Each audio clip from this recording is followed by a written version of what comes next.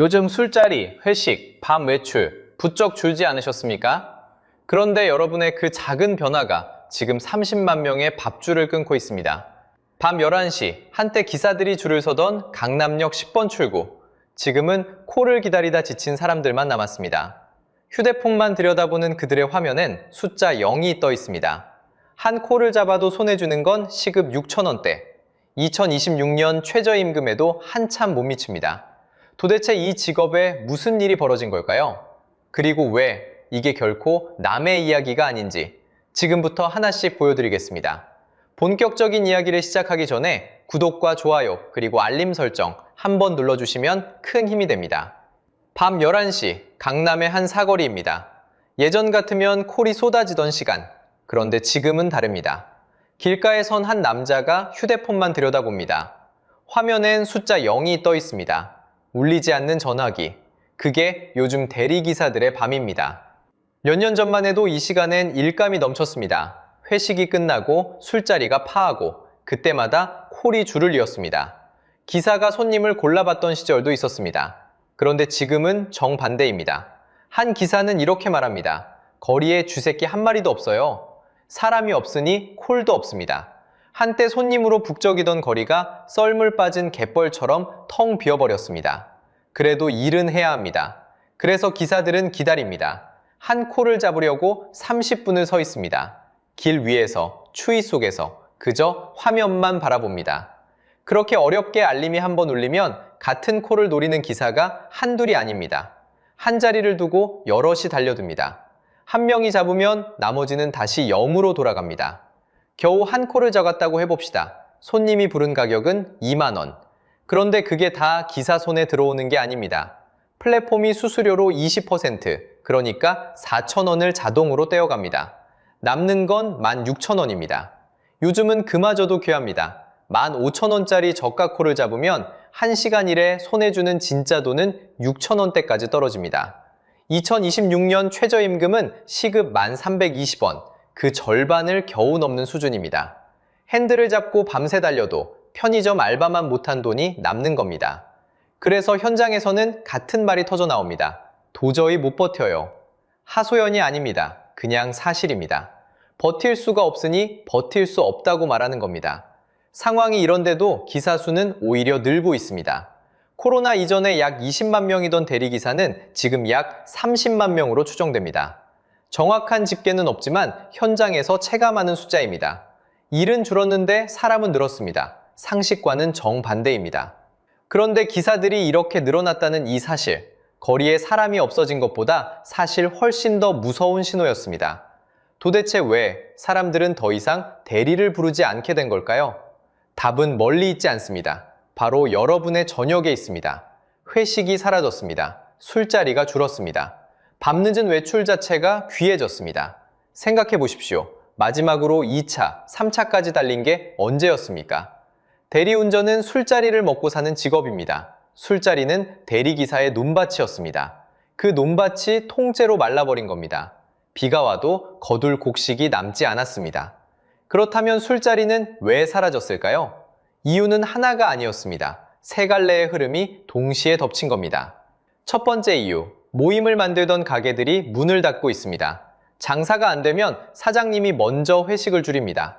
직원들 회식도, 거래처 술자리도 사라집니다. 2024년 한 해 동안 문을 닫은 사업자가 100만 8,282명이었습니다. 통계 집계 이후 처음으로 100만 명을 넘었습니다. 폐업률은 9.04%, 2020년 이후 가장 높았습니다. 폐업 사유 1위는 사업 부진, 절반이 넘었습니다. 그중 음식점업 비중이 45%였습니다. 5곳이 문을 닫으면 그중 2 이상이 우리가 모이던 식당이었던 셈입니다. 식당이 사라진다는 건 사람들이 모일 자리가 사라진다는 뜻입니다. 회식이 사라지면 회식 뒤를 먹고 살던 직업도 함께 사라집니다. 두 번째 이유, 술자리 자체가 부담이 됐습니다. 점심 한 끼가 1만 원을 넘긴 지 오래입니다. 식당 소주 한 병이 5,000원, 6,000원입니다. 지갑이 얇아져지니 모임부터 줄입니다. 가계부채 대비 GDP는 약 89.4%, 세계 최고 수준입니다. 대출 이자를 내고 나면 술 한 잔에 쓸 여윳돈이 남지 않습니다. 쓸 수 있는 돈이 없는데 어떻게 밤거리에 나가겠습니까? 세 번째 이유, 술을 대하는 문화 자체가 바뀌었습니다. 이제 사람들은 무알콜 맥주를 찾습니다. 시장은 2022년 200억 원에서 2024년 700억 원으로 9배나 커졌습니다. 불과 2년 사이의 변화입니다. 술이 빠진 술자리가 어느새 자연스러워진 겁니다. 한 가지 술로 1차에서 9시에 집에 가자는 문화도 번지고 있습니다. 술을 덜 마시니 대리를 부를 일도 함께 사라진 겁니다. 불경기가 끝나도 이 습관은 쉽게 돌아오지 않습니다.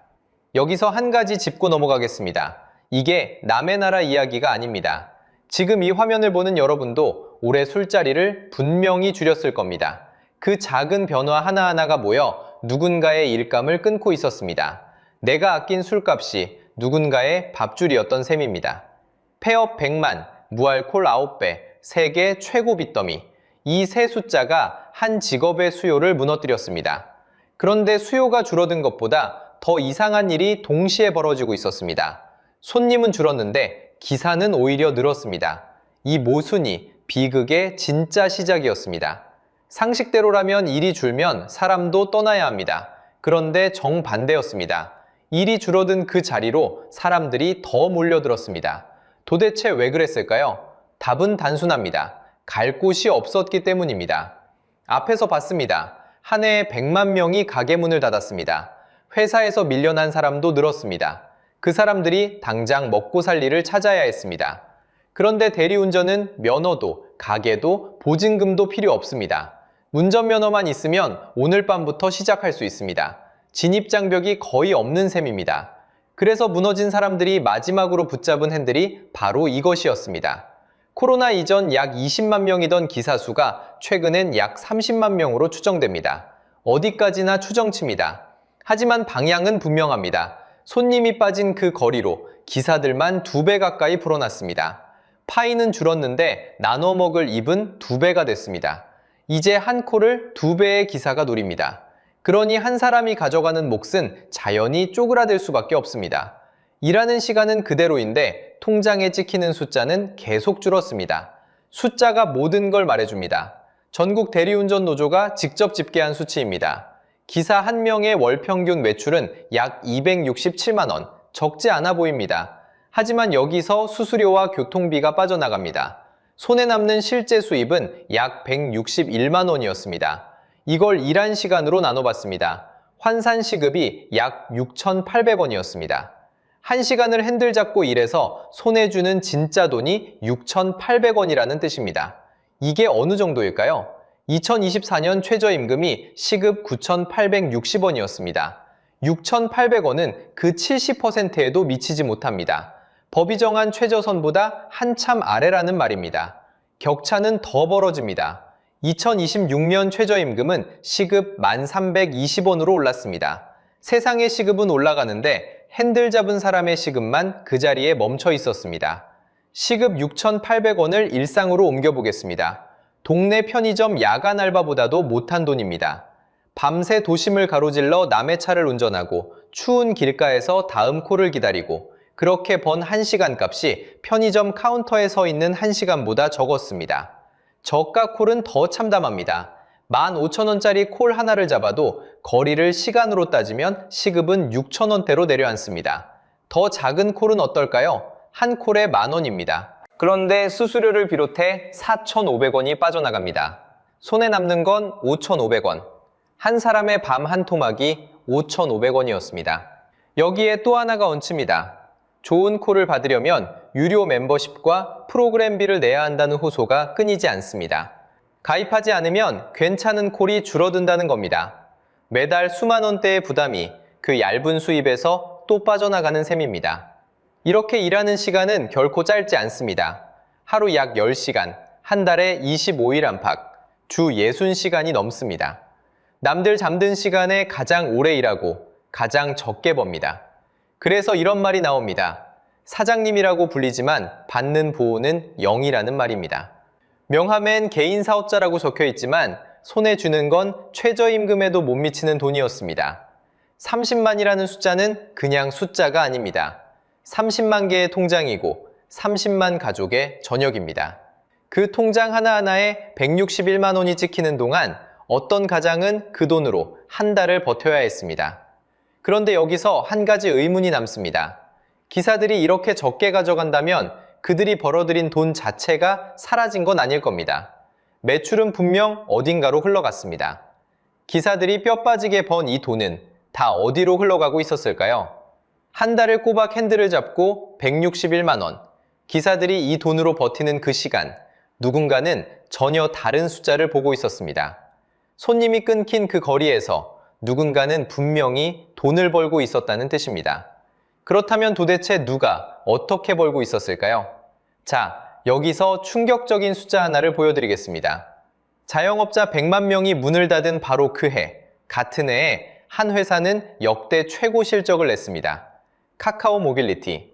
2024년 매출 6,750억 원, 영업이익은 930억 원, 전년보다 무려 140% 늘어난 숫자입니다. 남들이 다 무너지던 해에 혼자 2배 넘게 벌어들인 겁니다. 그리고 이 회사 대표가 그 해 받은 보수가 9억 7천만 원이었습니다. 다시 한번 나란히 놓아보겠습니다. 한쪽은 한 달 내내 밤거리를 떠돌고 손에 준 161만 원, 다른 한쪽은 1년에 9억 7천만 원. 같은 시장 안에서 같은 콜 하나를 두고 벌어진 일입니다. 기사 한 사람이 5년을 꼬박 일해야 닿는 돈을 누군가는 1년 만에 손에 줍니다. 숫자가 모든 걸 말해줍니다. 그럼 이 돈은 어디서 나왔을까요? 기사가 2만 원짜리 콜을 잡으면 4천 원이 자동으로 빠져나갑니다. 수수료 20%입니다. 여기에 좋은 콜을 받으려면 매달 일정 금액을 더 내야 합니다. 멤버십이라고 부릅니다. 가입하지 않으면 화면에 뜨는 콜의 질이 달라진다고 기사들은 말합니다. 어떤 콜을 누구에게 보여줄지는 회사의 알고리즘이 정합니다. 기사는 그 기준을 알 수 없습니다. 분명 내 차, 내 핸들인데 일감을 쥐락펴락하는 손은 따로 있는 겁니다. 더 중요한 건 시장이 흘러가는 방향입니다.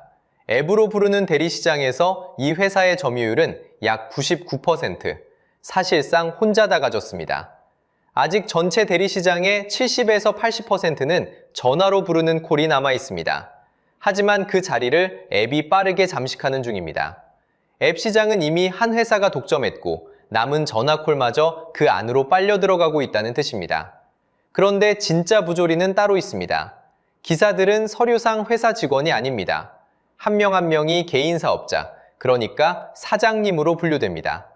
이름은 그럴듯합니다. 하지만 그 이름표가 보호가 아니라 면책장치였습니다. 사장님이라 불리는 순간 회사가 책임질 것이 사라지기 때문입니다. 그래서 이들에게는 일하다 다쳐도 산재가 없습니다. 4대 보험도 없습니다. 최저임금도 없습니다. 시급 6,800원이 최저임금 아래로 떨어져도 누구도 책임지지 않습니다. 일하는 사람의 모든 위험은 기사 개인이 짊어지고 그 위에서 걷어들이는 돈은 회사로 흘러갑니다. 기사는 비를 맞으며 달리는데 회사는 그 옆에서 우산을 팔아 돈을 버는 구조입니다. 견디다 못한 기사들이 노조를 만들어 요구했습니다. 최소한의 요금선만이라도 정해달라. 이만큼 아래로는 받지 않게 해달라는 겁니다. 그런데 회사는 이 요구를 부당한 담합이라 맞섰습니다.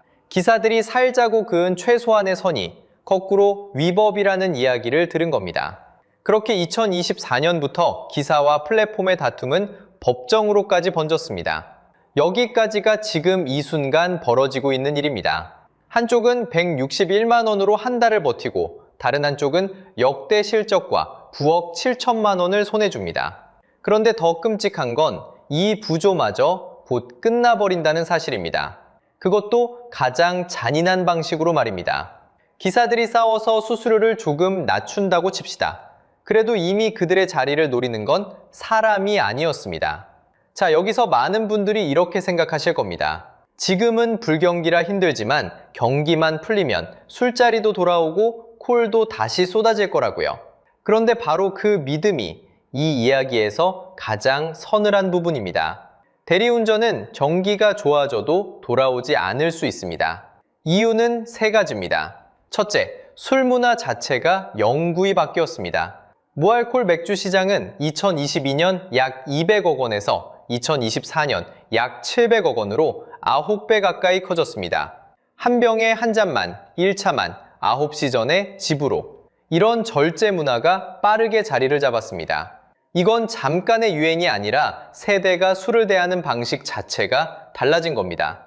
한번 바뀐 습관은 경기가 풀린다고 되돌아오지 않습니다.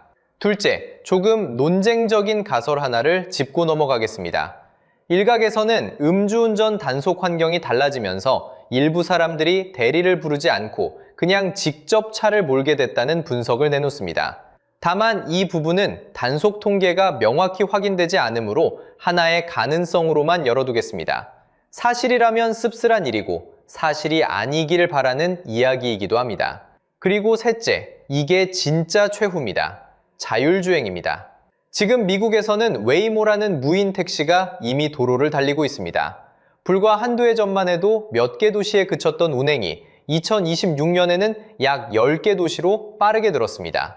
일주일에 태우는 손님만 50만 건을 넘어섰습니다.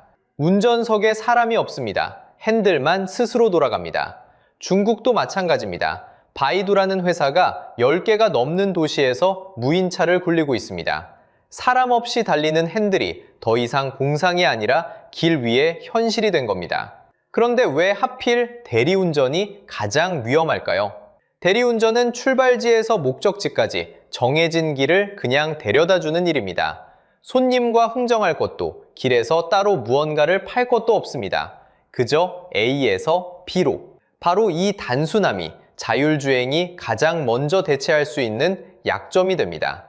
30만 명이 밤을 새워 지키던 핸들을 사람 없는 차가 통째로 가져갈 수 있다는 뜻입니다. 자, 그런데 여기서 진짜 중요한 이야기를 드리겠습니다.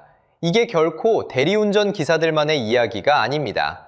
배달도, 퀵서비스도, 콜센터도, 운전으로 먹고 사는 모든 직업이 똑같은 길 위에 서 있습니다. 대리운전은 광산의 카나리아입니다.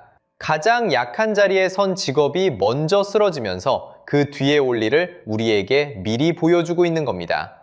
여러분, 이게 정말 남의 이야기일까요? 오늘 밤을 새워 콜을 기다리는 저 대리기사는 어쩌면 내일의 우리일 수 있습니다. 보호받지 못하는 신분, 알고리즘이 정해주는 일감, 그리고 기계로 대체되는 미래. 이 세 가지에서 자유로운 직업이 지금 얼마나 남아 있습니까? 유럽은 이미 움직였습니다. 2026년 12월까지 앱으로 사람을 부리는 회사도 책임을 지도록 법으로 강제하기로 했습니다. 한국도 2025년에 관련 법안이 발의됐지만 아직 논의는 멈춰 있습니다. 멈춘 건 대리운전이 아닙니다. 멈춘 건 우리 모두를 지켜줄 안전망입니다. 멈춘 건 한 직업이 아니라 보호받지 못하는 모든 노동의 내일입니다.